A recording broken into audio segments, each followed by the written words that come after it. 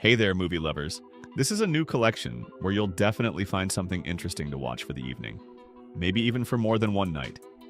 So as always, hit that like button and subscribe to the channel, and I'll keep bringing you good movies. Let's get started. Fight or Flight, an action comedy starring Josh Hartnett in the lead role. Visual effects artist James Madigan made his directorial debut with this feature film, choosing a pretty complex storyline. It's an action movie set on a plane flying from Bangkok to San Francisco, which is crawling with all kinds of assassins and mercenaries. At one point, the main character realizes he's been lured into a trap. There might be some similarities with the 2022 film Bullet Train, made in the same spirit. A mercenary, confined space, killers. And yes, the plot is predictable, formulaic, and sometimes the logic doesn't quite hold up, but it's still interesting to watch. The pacing never drags, and you'll watch it in one sitting. For fans of punchy, fun action films with dark humor and bloody action sequences, this is excellent evening entertainment. The Wailing. The main character from the first part is Andrea, a Spanish student. Her life is quite ordinary. She studies, lives with her adoptive parents, and misses her boyfriend who went to Australia for an internship. The only thing that brightens their forced separation is constant communication through video calls and voice messages. And it's precisely this seemingly harmless digital contact that becomes the starting point for terrible events. One day, her boyfriend notices in the background of one of her video messages the figure of a sinister old man who apparently Andrea herself doesn't see. The girl begins to check her camera, experiment with filming, and realizes that it's not a glitch or paranoia. This frightening person is really following her, and only through her phone's lens. But the scariest part isn't even that. Soon, Andrea discovers that her biological mother, Maria, was from Argentina and recently passed away. These are the most harmless secrets among those we're about to learn. Everything that happens next will force Andrea to start an investigation and face the nightmare head-on. A Complete Unknown. A biographical drama by James Mangold about the very famous American musician Bob Dylan, played by Timothée Chalamet. He was nominated for an Oscar for this role, but Adrien Brody beat him to it. The action mainly focuses on 4 years of the musician's life, from 1961 to 1965, when he becomes a star across America, and the fame that comes with it weighs heavily on him. During this period, he struggles with conflict with producers and fan expectations, but wanting not to rest on his laurels, tries to move forward. Bob Dylan did more for the worldwide popularization of folk music, that is, American country and blues, than anyone else in the 20th century. He's a living legend and winner of everything, including an Oscar and a Nobel Prize, and he, more than anyone else, deserves this film about himself. There's a lot of his music here, even by the standards of a musician biopic. Great acting, wonderful production, and the 1960s setting is recreated in detail. Cars, interiors, these are the kinds of biopics we approve of. Den of Thieves 2 Pantera. It all starts quite chaotically and not very clearly, especially if you haven't seen the previous part, like me. But let's go in order. Detective Nick O'Brien, who recently caught a gang of Federal Reserve robbers, learns that Donnie Wilson, the only member of the thieving crew who wasn't caught, has been found in southeastern France, where he's preparing another big job. This time with a group of professional thieves called Pantera. But arriving on the French Riviera, Nick is in no hurry to actively cooperate with the local police. The burned-out cop suddenly has other plans. He approaches Donnie and offers to help him with the new heist. Joining the team, Nick learns that their target is a diamond fund in the Diamond Quarter, packed with security systems. The careful preparation is further complicated by another problem. Donnie is being followed by mobsters from whom he once stole a precious diamond. The plot is simple, and the setup takes a whole hour, but if you can endure that time, what follows is an action-packed classic action film with beautiful action scenes.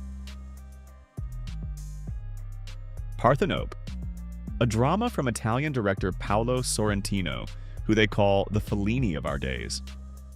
If you're a fan of Sorrentino's films, you'll recognize his style from the very first frames. The film tells the story of a very beautiful woman named Parthenope. She's named after an ancient Greek nymph, after whom Naples was once named. She lives her life, filling it with people, events, and stories. Italian directors really love making films about their homeland. Sorrentino, born in Naples, is no exception. He dedicated his previous film, The Hand of God, to Italy. And in Parthenope, he also offers us a chance to enjoy a majestic portrait of Naples, and in general, the entire country.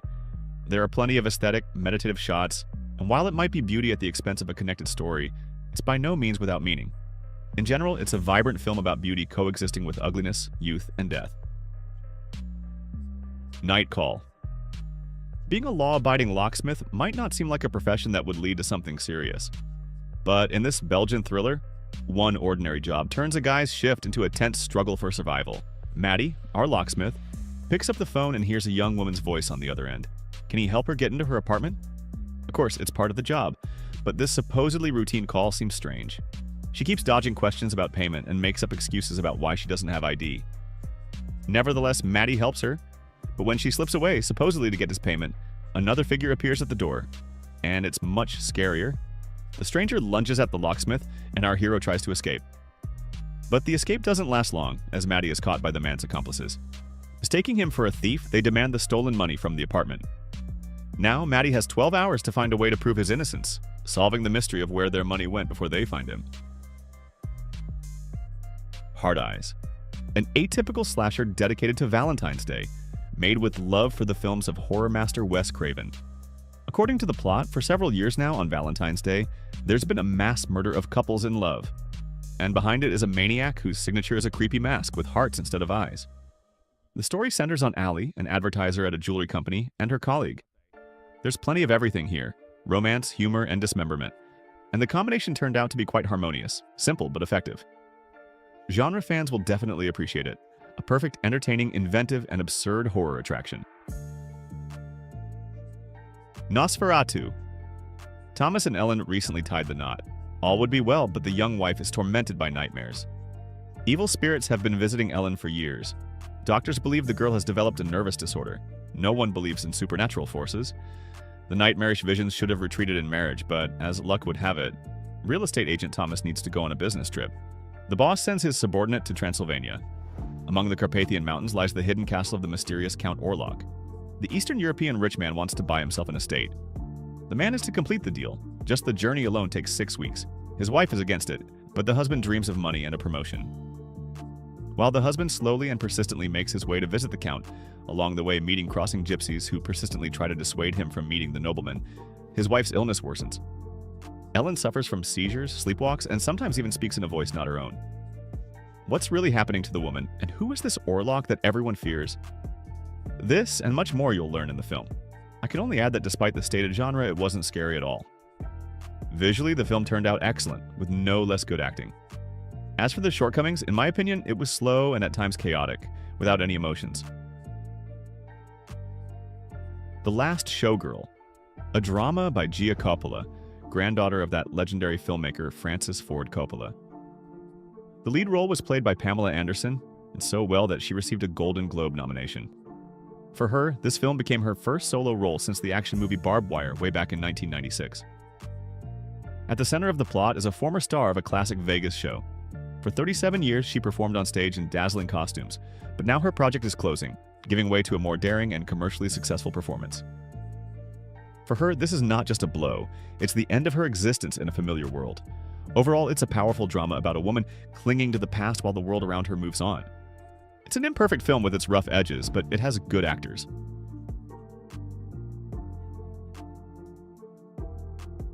And next is Annihilation, a 2018 sci-fi thriller directed by Alex Garland, known for the film Ex Machina. This movie is for those who enjoy films that don't spoon-feed you everything, but leave behind a lingering sense of mystery.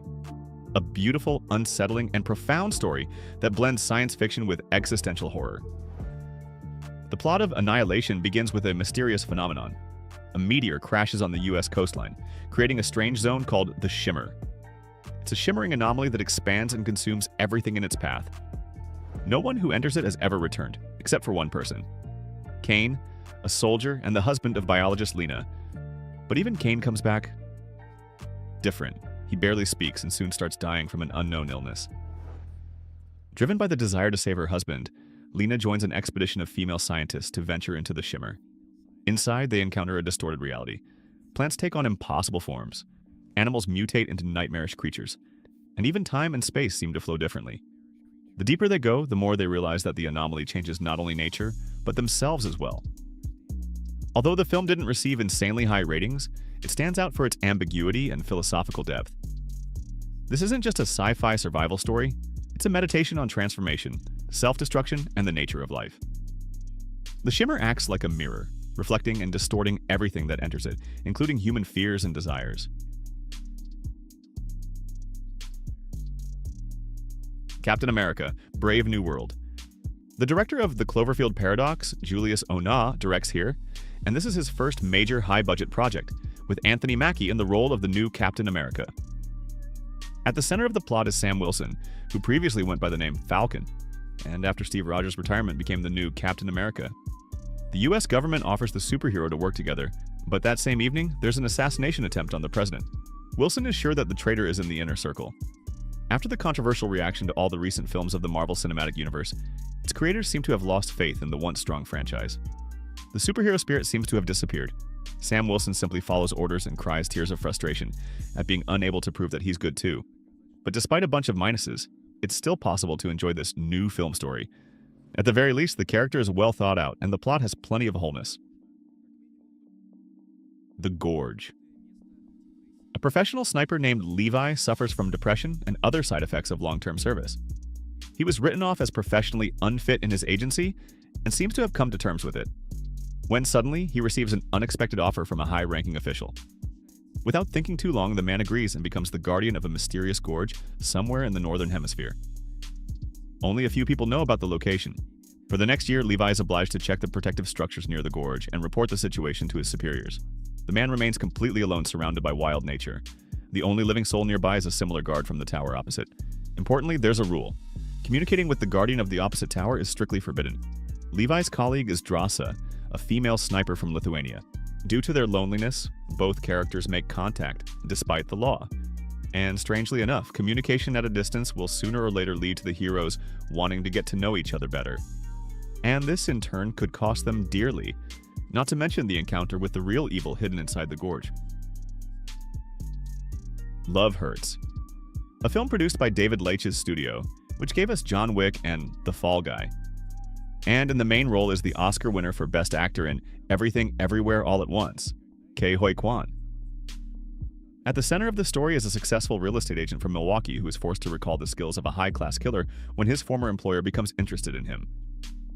This is a funny, comedic action film that just oozes nostalgia. It looks like it jumped out of the early 2000s and is done in the spirit of films like Rush Hour or Shanghai Noon. There's humor and energetic action here, though the middle sags a bit and the plot is really worn out. But on the whole, the film is capable of brightening up an evening. Companion. It was difficult to put together a description for this sci-fi thriller without spoiling some important details. But to avoid ruining your impressions, I'll try to tell you without a single spoiler.